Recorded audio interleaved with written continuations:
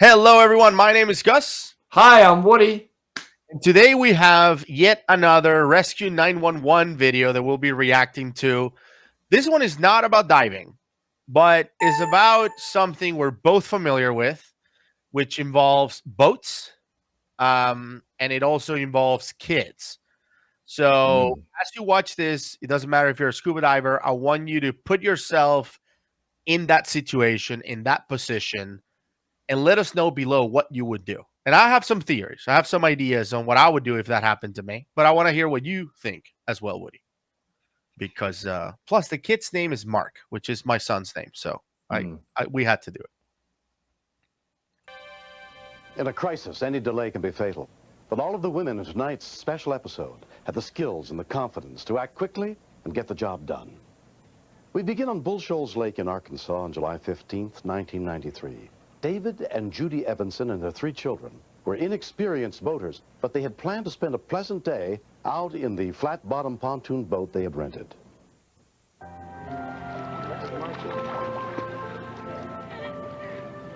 wonder if pontoon boats are places to swim popular right on the all over the shoreline. world. The kids, they had a real good time. Then we decided, well, we better get back.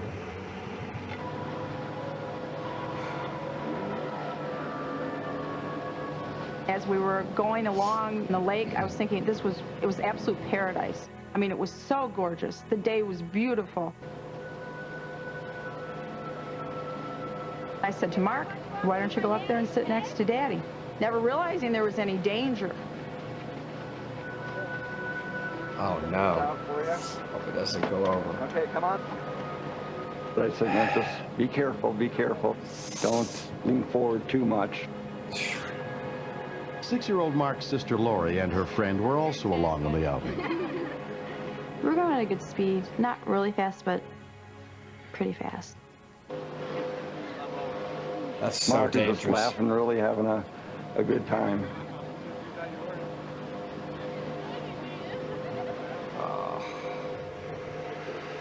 You know what's about to happen?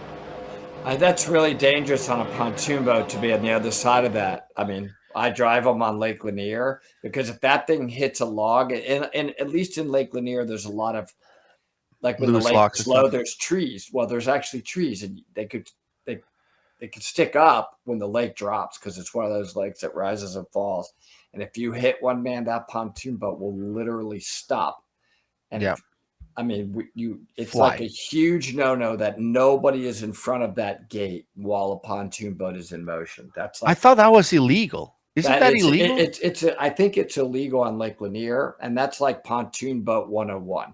But I don't, obviously, I don't know anything about where this one. They're in Arkansas, but still. Because you and I have boats. You and I have boats at different lakes, but you and I have boats. But I heard, like in my boat, I don't have a pontoon boat, but in my boat, if you sit like behind the last row of seats while we're riding, we'll get pulled over. It's illegal. You can't just be outside the boat and like fall off. So dangerous. Yeah. Anyway, go ahead. I'm pretty much think I know what's coming. Yeah. I put the engine in neutral. I'm thinking he's got a life vest on. He should come to the surface. But he wasn't there. And then I looked down and I saw his 2 really, really pale legs just coming right out of the back. That's really sad. Oh, It's very sad. dude. Is he trapped in the engine? You'll see. His life jacket was caught in the propeller. I was so hysterical. I just started yanking, pulling as hard as I could. I was trying to undo the buckles, but it was just wrapped to his body as tight as it could be. Terrible. I was thinking he shouldn't have fallen off. I should have been holding his arm. It felt to me like I had killed my son. This is a rough one. Shelley Meyer and her niece happened to be out on the same part of the lake that afternoon. We passed by a pontoon boat and noticed they were waving, but that's very typical. Boaters always wave back and forth. So we waved back, actually, and kept going.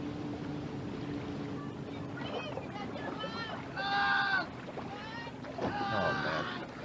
I could see Like- his face 2-3 feet underwater. I felt absolute terror that we weren't going to be able to get him up. Like, what do you do, Woody, if that was you? Like, I we're mean, about to find out what happened, but what would you do?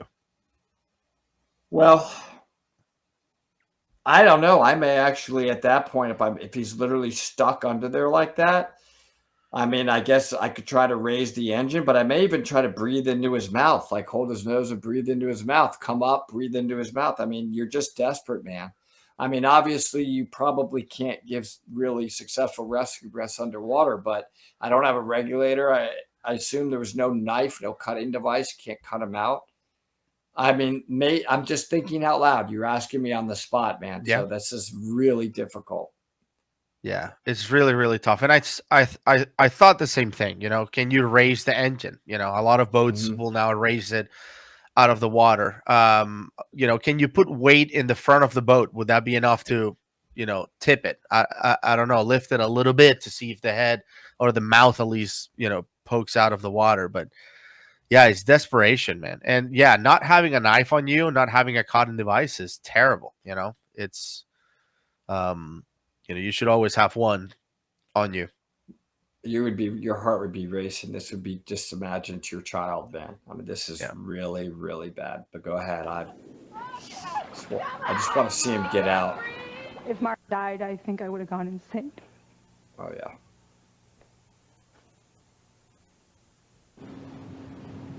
We were in a very remote area, and we weren't familiar with this part of the lake. On the second time past the pontoon boat, we realized that maybe they weren't just waving. Finally, we understood what they were saying. I knew that before you approach a boat, you ask if the key is out of the motor, so that there isn't a chance for the motor starting up. Like, would you ram your bow into the bow of the I pontoon just to couldn't lift let it? go. And she just took control and said, "Let go. I will get him. I will bring him up." And this girl, Shelley. Wow. Look at her I go. couldn't see much of anything, but I knew the life jacket styles, so I knew kind of where to reach her, what I wanted to do.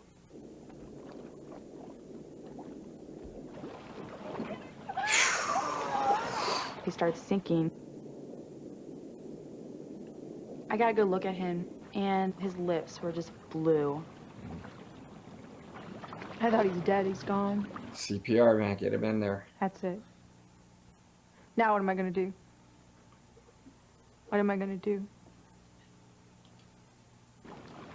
He's just a sweet little boy, and he's gone.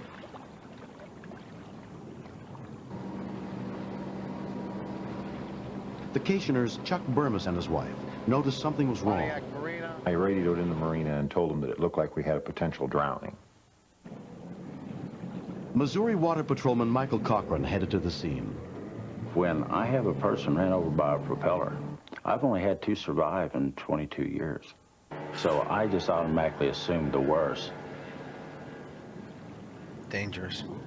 The minute I got him out of his life jacket, the extent of his injuries really became visible.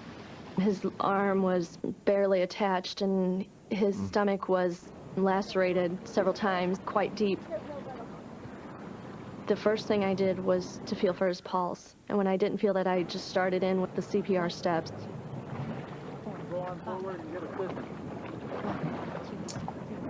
I think I did about 6 rounds of CPR when I first felt the pulse, and he was starting to cough.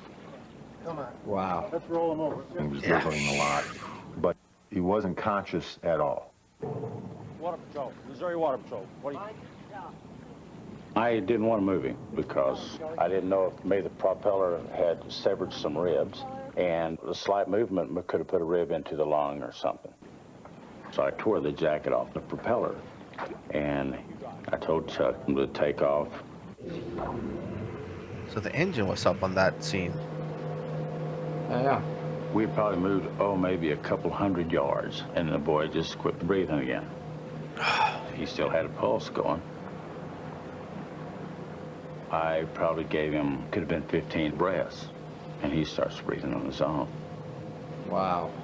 Not knowing the extent of the injuries, the ride back to the dock, even though it may have only taken 12 minutes, it just felt like forever. Rescue units, including an Ozark County ambulance, were waiting at the marina. I can see Mark thrashing and screaming. And I'm thinking, do I get to say goodbye to him? Are they even going to pause for me? But they didn't. They put him in the helicopter, and it took off.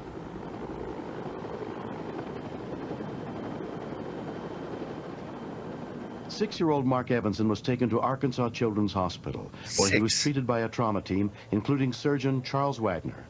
He had a fracture of the right arm, bruises and contusions on the left chest, and injury to his liver and spleen. But kids in general are tough. They respond very well to injuries if you do your job. We knew that he was held underneath the water for 3 to 4 minutes. Most children can tolerate that if they're brought back through CPR rapidly like he was. But we would have to wait to see what would happen. Early the next morning, Mark regained consciousness.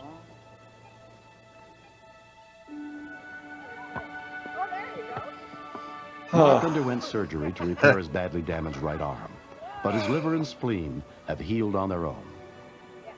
Mark is just fine now. He's wonderful. He's back to normal.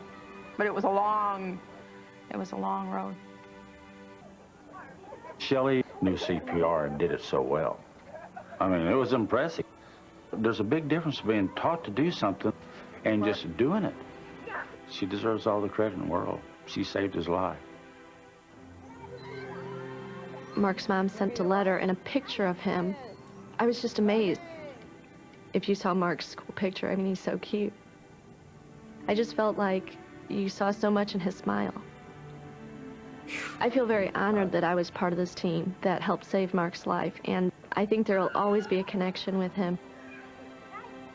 Thank God Shelley was there when we needed her. Mark is here with us. They gave him back to me. Oh man, I would be difficult if that happened to one of my children and they died. I mean, for everybody, but I mean, just me. That's a stupid comment. I mean, it's just so hard to imagine. I'm just so glad this one ended with, him being saved. And how important it is that someone knew CPR, right? It's such an important skill to have. I think you don't have to be a rescue diver. I think if you're on the water, if you're a parent and you have children on the water, like you live near a lake, you live near the ocean, it's nothing to go take a Red Cross CPR class. If you're not a diver, if you're a diver and you're a rescue diver, you're going to get it in that. But for most people, they're not divers. Go Red Cross, your local Red Cross. They give CPR classes all the time. Absolutely. And I know that specifically for drowning victims. I'm sorry. Specifically for drowning victims. Yep. And I know that there's people watching this channel that are not divers that, have taken the time to learn CPR just to have that skill and be able to help people. And, I commend everyone for doing that. That's awesome. And, Rescue 911 delivers again, man. Such a interesting story. I knew we had to cover it because, we both have kids. We both have a boat on the lake. Like this could have happened to anyone. And then obviously the kid's name was Mark. Mine, Mark, is 9 years old. This one was 6. But man, I can't even imagine what would happen if that happened to Mark. My son. It was devastating. But like I said, we've reacted to other 911 videos before, and I'm gonna leave another one right here. Check it out. Always super interesting. Okay, I'm like getting my heart back, man.